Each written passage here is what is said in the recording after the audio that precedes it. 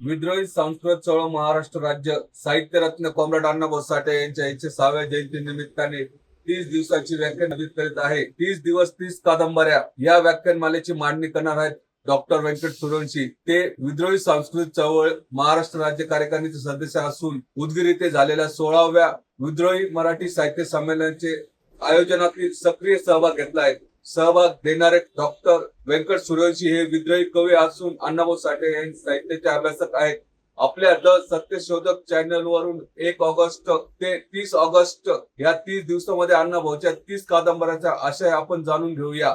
रोज सायंकाळी 7:30 वाजता डॉक्टर व्यंकट सूर्यवंशी अण्णाभाऊ यांच्या जयंती निमित्ताने पहिल्या व्याख्यानमालेत अर्थात वारणेच्या खोऱ्यात या कादंबरी विषय आहे.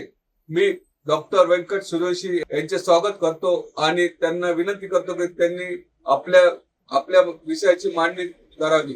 सत्य की जय हो. नमस्कार, मी व्यंकट सूर्यवंशी. प्रिय बंधू भगिनींनो, सत्यशोधक लोकशाहीर अण्णाभाऊ साठे यांची 106व्या जयंती निमित्त आज मालिकेचा पहिला दिवस. या पहिल्या दिवशी आपण अण्णाभाऊ साठे यांच्या वारणेच्या खोऱ्यात या कादंबरीविषयी ओळख करून घेणार आहोत. बंधूंनो, एखादी कादंबरी स्वातंत्र्याचा नव्याने अर्थ सांगते का, असा जर प्रश्न कुणी विचारला तर अण्णाभाऊ साठे वारणेच्या खोऱ्यात ही कादंबरी स्वातंत्र्याचा नव्याने अर्थ सांगणारी आहे. बंधूंनो, वारणेच्या खोऱ्यात ही कादंबरी अण्णाभाऊची पहिली कादंबरी. ती 1991 ला प्रकाशित झाली. पुढे हीच वारणेच्या खोऱ्यात ही कादंबरी मंगला या नावाने प्रकाशित झाली आपल्याला दिसून येते.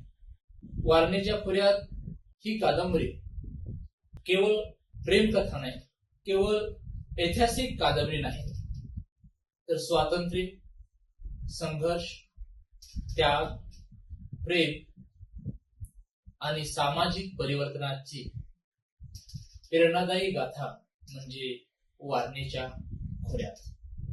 वारणेच्या खोऱ्यात या कादंबरीचा नायक आहे राजाराम पांडुरंग पाटील जावळेकर उर्फ हिंदूराव.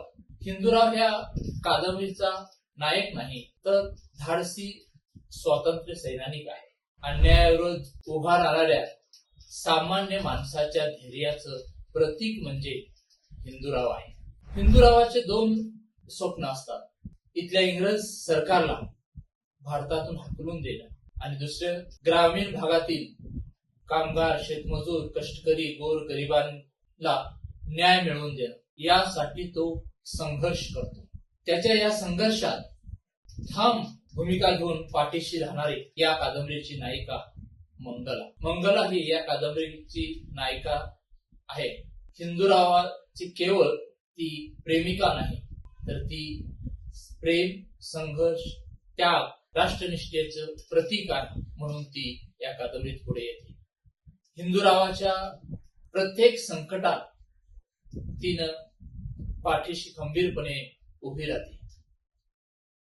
म्हणून ही कादंबरी केवळ प्रेमकथा नाही, तर 2 समान ध्येय असणारी व्यक्ती खांद्याला खांदा लावून लढणाऱ्या प्रेरणादायी कथा आहे.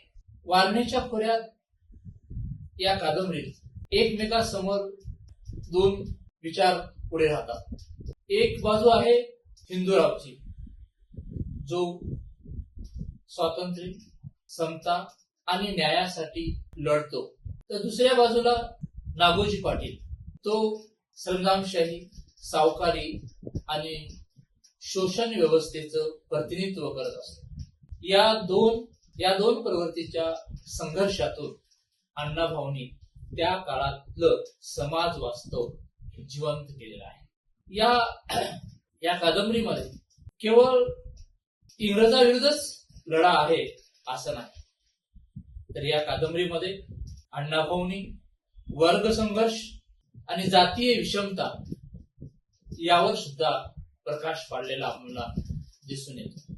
मंगलाचे वडील कृष्णाजी कृष्णाजीला मंगला आणि हिंदूरावच्या विवाहाबद्दल विरोध नसतो.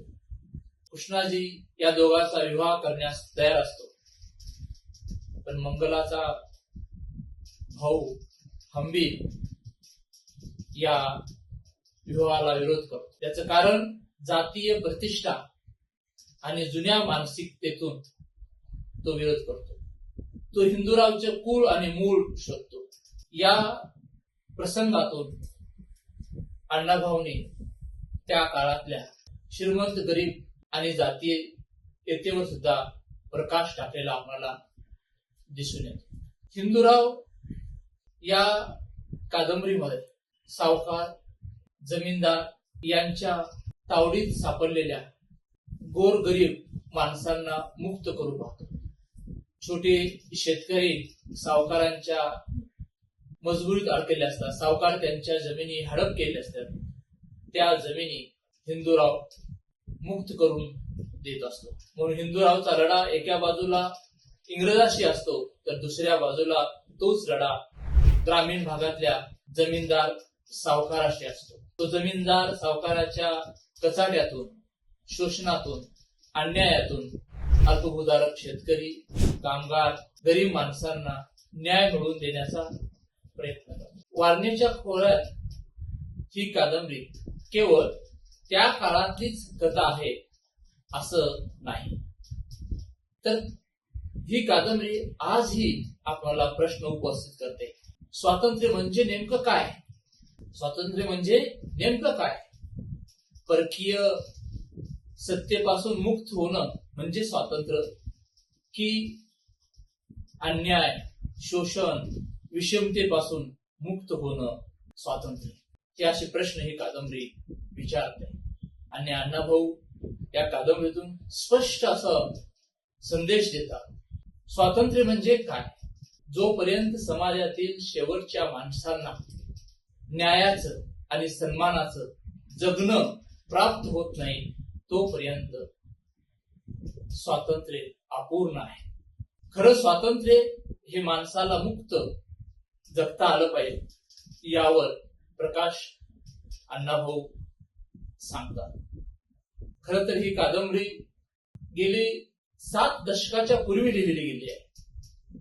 7 दशक उलटून गेले असले तरीही वारणेच्या खोऱ्यात ही कादंबरी आजही जिवंत वाटते, आजही प्रेरणादायी वाटते, आजही तितकेच आवश्यक वाटते. म्हणून वारणेच्या खोऱ्यात ही अण्णाभाऊची कादंबरी एक विशेष कादंबरी म्हणून आपण वाचलं पाहिजे.